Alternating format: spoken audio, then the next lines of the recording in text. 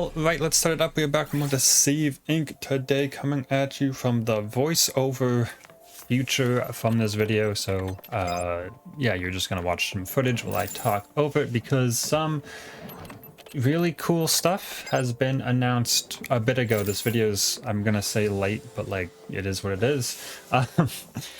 So start off, if I sound different, this whole setup is super scuffed, and if I have time before this ends, I'll get into it. But that's not what the video is about. The video is about a upcoming Deceive update, I guess, is the best way to put it. Not bury the lead, we're gonna get right into it. Basically, they're working on, they're almost done adding a server browser to the game. So like a weekish ago, they released this announcement, at least on Steam. I assume it went out to other places, but I saw it on Steam, and that's what I'm reading off here. That it says actively working, but they have all these screenshots, and I mentioned like testing happening, so like it's being worked on, but it's a long way down that road already from this, what it seems like. So there's gonna be the server browser coming, which we'll talk a little more about how I feel about that coming. I mean, obviously it's a good thing, but it does come with a little twist we'll talk about, maybe. That's a bad word for it anyway. But yeah, so the server browser also means that there's gonna be hostable servers. So hopefully I remember to bring up the server browser image the couple times I've talked about it. I just leave it on screen while Octo's running around for a little bit. I don't think there's anything all that interesting happening on screen right now. So yeah, there's going to be a dedicated server app and then a server browser in game. So yeah, then they have shown off these images of like what the server browser is. They want to, you know, temper expectations. Here's what we're getting. For sure, you know, a little server browser here. I'm not gonna pretend to know what a server host looks like, but it has some details there you can see. And then obviously there's some configuration options, actually a lot of configuration options, you know, simple expected things like what's the server name, and what game mode is this server running, which is kind of interesting. That's set on like the server side, because when you do like a custom match, you kind of set it, so that's a little different. And then like what map, so if you really don't like sound eclipse on your server, you can just turn sound eclipse off. I do notice on the map rotation thing that they don't have the map variant, so I'm assuming if you get hard sell, you get both. Like if you pick hard sell is on, you don't get to pick which one, like it just picks whichever of the two. And this is all crossplay compatible, so if you are on a console, like you can connect to these servers. They do point out, and I think, I mean, I don't want to say this was obvious, but consoles can't host servers. Only the PC can host an actual server. I mean, I guess I'm just a PC gamer. I didn't really think that you'd go to your console and be like, time to host my server. But anyway, we're not going to get into that. So yeah, interestingly, just looking at it, I just realized this. You can turn crossplay off and then set the platform, I guess, to like consoles only, because there's like a drop down for PC, and I'm guessing the other one is console, or I don't know if it'll say like PlayStation. I don't know if they don't show what's in the drop down, but like it's kind of funny to be like, I'm hosting this on my computer and then gonna connect to it on, I guess that makes sense. I don't know. Let's not get into it. And then there's a bunch of other options on the second image they posted, which honestly the top two kind of, again, just because I'm used to like the custom game, like sandbox mode is a setting you set on the server side, not like in game, which I guess makes sense. Randomized map order, like I kind of expected to be a thing, but I also don't know, like, does it just go, I guess it just goes in order, otherwise it doesn't really say. Whether or not there's bots, there's a bot difficulty, which is interesting. Also the number of bots between 0 and 32. Also on the first screen, something I didn't mention, max players between 1 and 32. So like, that's a lot. A lot more than we've seen, at least. In one, like, maximum I think is like 12. I probably knew at one point, but I've forgotten. So yeah, 32, big number, and then just a whole bunch of settings related to heat, how much heat you get. Like it just kind of says heat. I assume it's if you know shoot this type of NPC, how much heat you get. Although it could be if you down. I guess it's that part might make if you down this NPC, and then I imagine there's some math that says okay, if you shoot them but you don't down them, it's all like worked out. It's my guess. Also scold heat per second, so if you want to have a server where scolding doesn't give you heat, you can just turn that off, or you can crank it way up. The heat delay, passive gain, like there's a lot of heat settings here, and that's quote unquote, I'll say it, like that's a lot. There's actually a lot of config settings around the heat, which is kind of interesting. It'd be cool to see some other ones like I just forgot not the cover bar, but the suspicion bar. You know, some people have feelings about that one. So also this fight versus this cavalier was something. I like ran out of intel and then remembered I could absorb their intel. Real interesting gameplay from me there.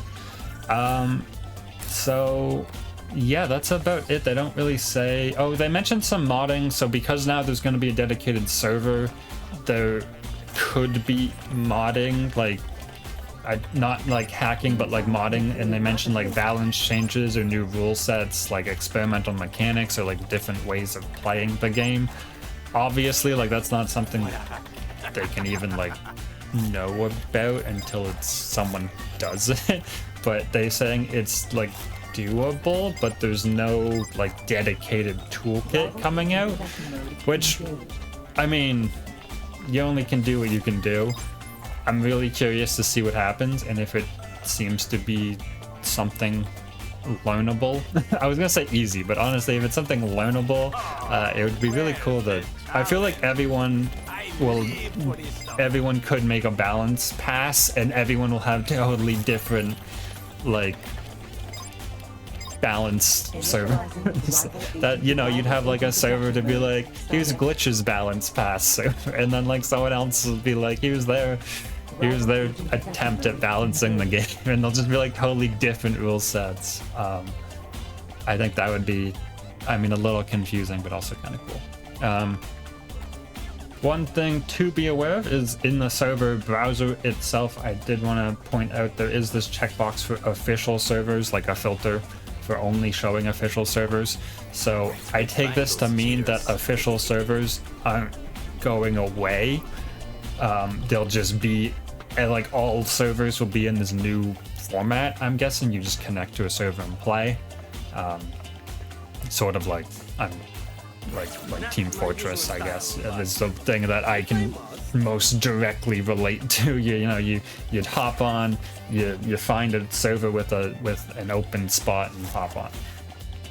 This is really good, obviously, because it means even if/when official servers stop, there can still be third-party servers.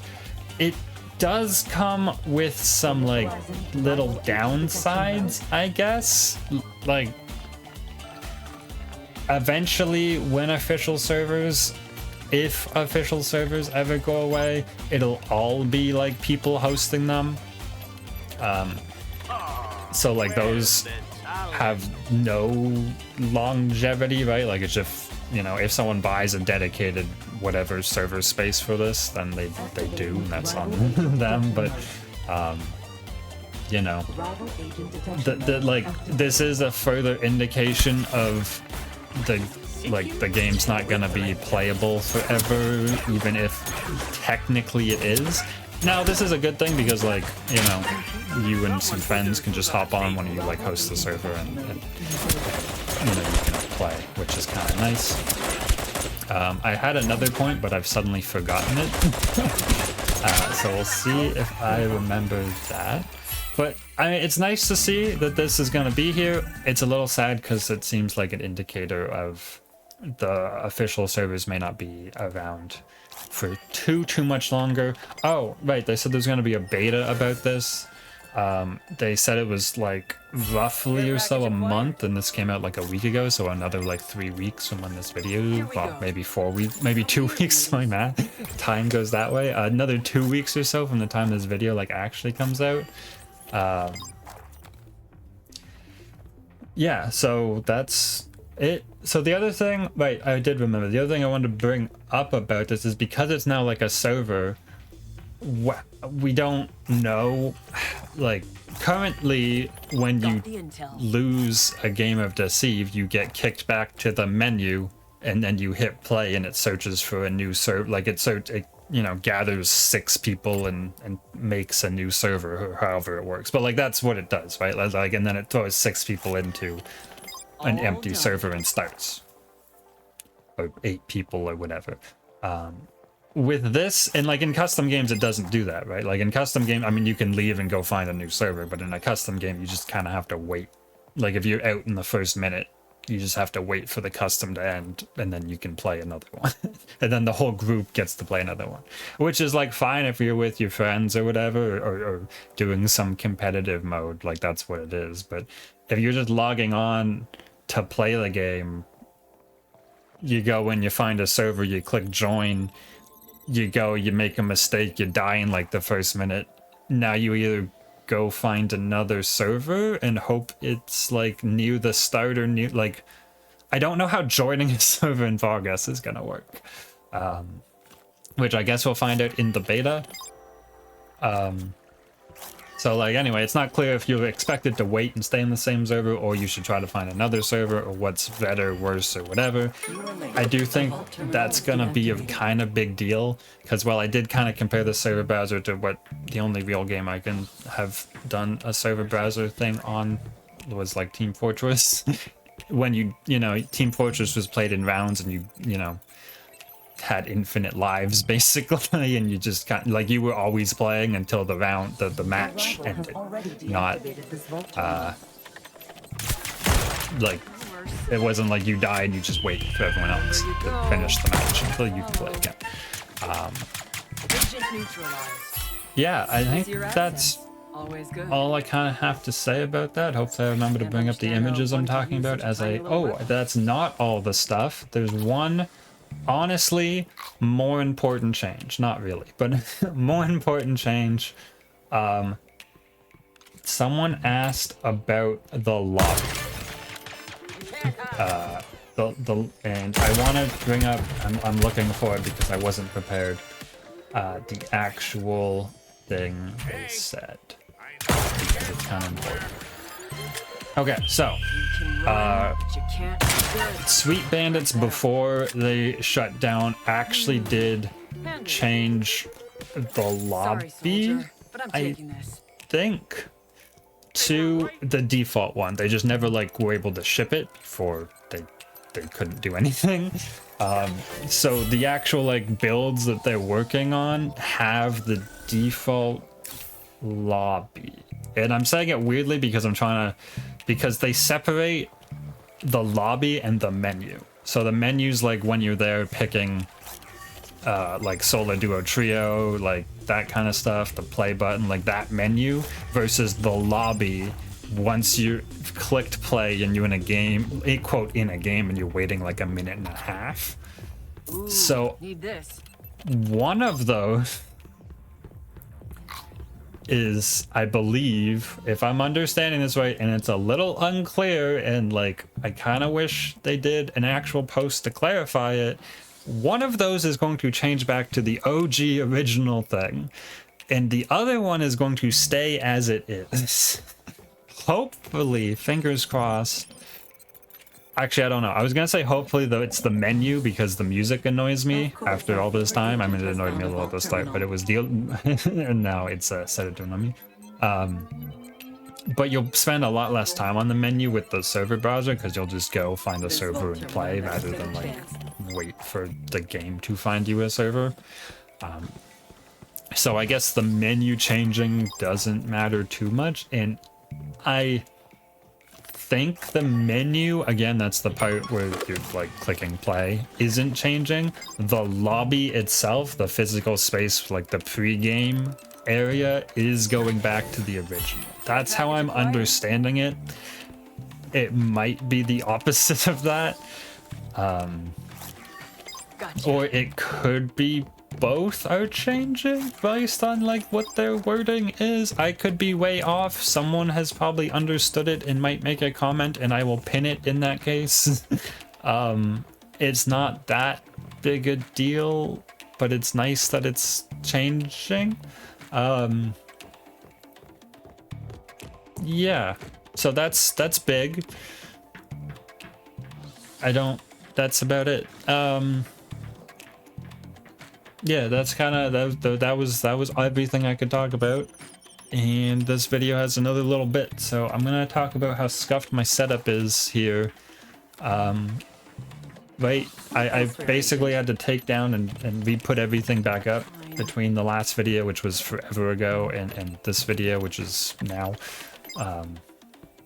And I actually wasn't gonna reassemble everything being my microphone arm and microphone. The computer was getting reassembled because I need that, but the actual like video dedicated part wasn't gonna get set back up. And then they announced this, and then I finally put it all back together. And I'll probably take it back down after this video because it's kind of in the way. Because the cord going from the computer to the microphone is right now going literally in front of my monitor, which is one of the reasons this is a voiceover. And I'm physically holding the cord to stop it from like knocking against the microphone. It's a little scuffed. Also, I had to turn my air conditioning off so it wouldn't turn on while I was recording this. So this is like the first and only take because because I need to go turn that back on like as soon as this is done. Otherwise you'd be able to hear it. In fact, you can probably still hear the computer making that clicky noise in the background. I tried a little bit to fix it, I'm not gonna lie. And well, here's what we get. I guess I'll just talk about the video for the rest of this. I decided here to do the retinal scanner because everything was taking some time, and I found bonds, so clearly this was the right play.